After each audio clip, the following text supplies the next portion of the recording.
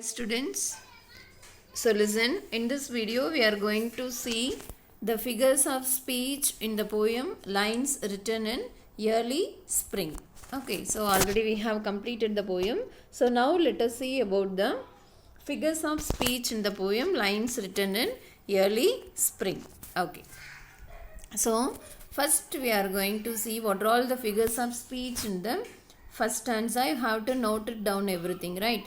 So I heard 1,000 blended notes while in a grove I sat reclined in that sweet mood when pleasant thoughts bring sad thoughts to the mind. Okay, I heard 1,000 blended notes. So the figure of speech in the first line, I heard 1,000 blended note is onomatopoeia. Okay, so already you have studied what is meant by onomatopoeia in your 10th standard. So what is onomatopoeia? The words used in such a way that it imitates some sounds associated with it. Okay, so ஏதாவது ஒரு சவுண்டை explain பண்ணுற மாதிரி words use பண்ணியிருந்தாங்கன்னா we call it as onomatopoeia. Okay, I heard 1,000 blended notes. So what is the poet hearing? The poet is hearing 1,000 mixed musical notes of the nature.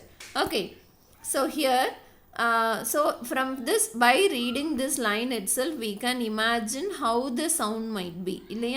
So this I heard 1,000 blended notes. This line is an example for onomatopoeia, right? Next one.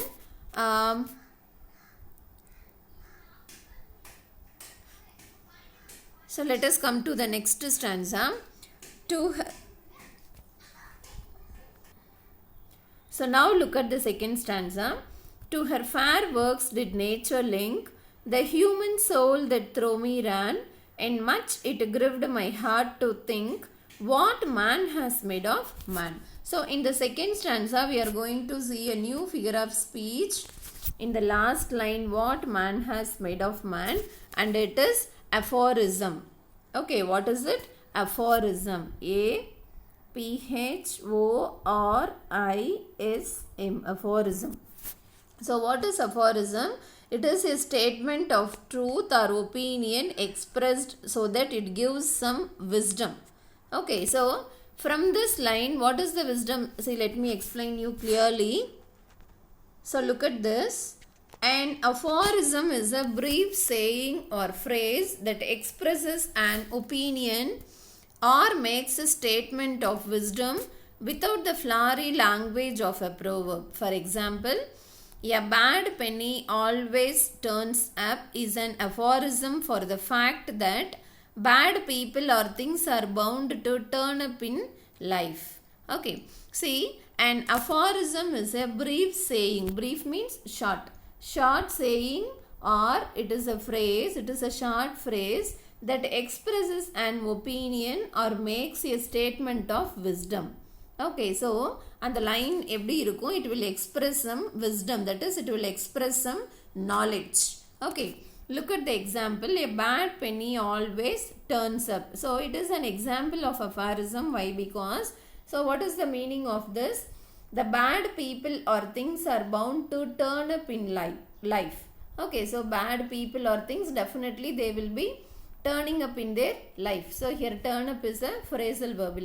So a bad penny always turns up. So this line expresses some wisdom.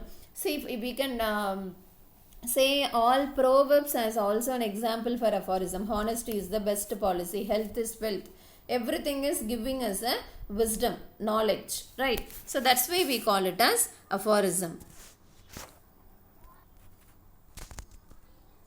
So in this line, how it is an example of aphorism is, what is the fact it is telling? The poet is worried that man has, what man has made of man. So why man has detached himself from the nature. Okay, so a knowledge, something is informed to the society or people. That's why it is an example for aphorism. Next one, look at the third stanza.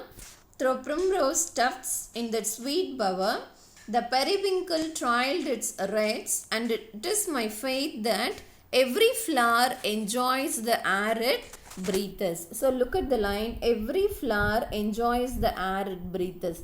So it is an example of personification. Okay, it is an example of personification. Why? Because every flower enjoys the air it breathes. So can a flower enjoy the air?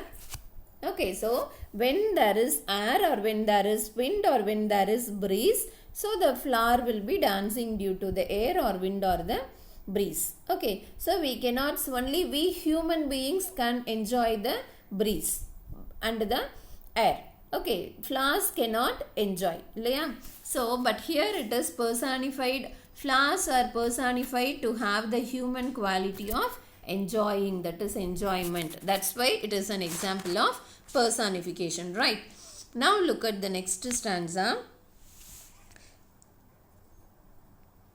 Come to the fourth stanza. The budding twigs spread out their fan to catch the breezy air, and I must think, do all I can, that there was pleasure there. So the budding twigs spread out their fan to catch the breezy air. So as this poem is written during a early spring season, okay, so as this poem is written during an early spring season, so what is happening? The leaves are, the branches are getting new leaves and it is growing. Is it or not? So grow on automatica, what will happen? It will be spreading out and it will be growing larger and larger, bigger and bigger. It is the nature. But here the poet is telling that the twigs are spreading out, that is they are growing. Why? To catch the breezy air. Okay, so whether a twig can catch any air? No, definitely cannot. Okay, so here the budding twigs are said to have the human qualities of catching the air, that is catching. That's why it is an example of personification again here. Okay, come to the last stanza. If this belief from heaven be sent, if such be nature's holy plan, have I not reason to lament what man has made of man? So here again, if such be nature's holy plan. So here it is said that it is personified that nature had made some holy plan. Whether nature can plan anything, only we human beings can plan whatever it is, right? So it is also an example for personification. So we have come across three personification. One is if such be nature's holy plan, and the next is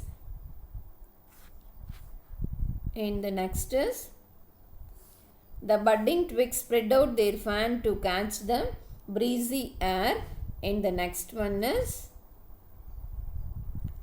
where is it? It is my faith that every flower enjoys the air it breathes. So these three are personification. What man has made of man is aphorism, and see, there is one more example of personification.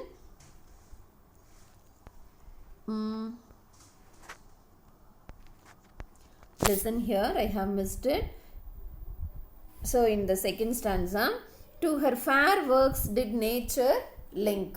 Okay, to her fair works did nature link. So whether nature can link anything? No, only human being can link whatever it is. Okay, so this is also an example for personification. So totally we have come across 4 personification. The poet has used the poetic device personification 4 times in this poem. Okay, now let us see what are all the rhyming words. So look at the first stanza. Here notes, reclined, thoughts, mind.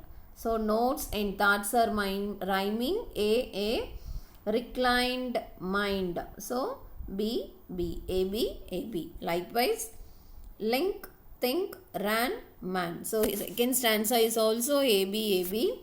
And the third stanza, bower, flower, reds, breathes. So here again A, B. In next stanza, the birds around me hopped and played.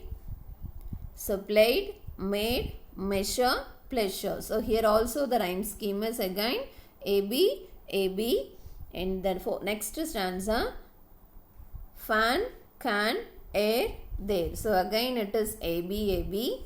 And the last stanza, if this belief from heaven be sent, if such be nature's holy plan, have I not reason to lament what man has made of man? So sent, lament, plan, man. So again it is AB, AB. So all the stanzas in this poem rhyme AB. So all the stanzas in this poem rhyme AB, AB. Okay, so apart from this, what else we have? We have alliteration. So what are alliterations? So here we can see man, made, man. So this is alliteration, and you can find some more alliterations also. You can find it yourself. Okay, so this is about the figures of speech used in the poem. Lines written in early spring. Okay, I hope every one of you can understand. So take notes of all the figures of speech in your book and also in your note. Meet you in the next class. Thank you.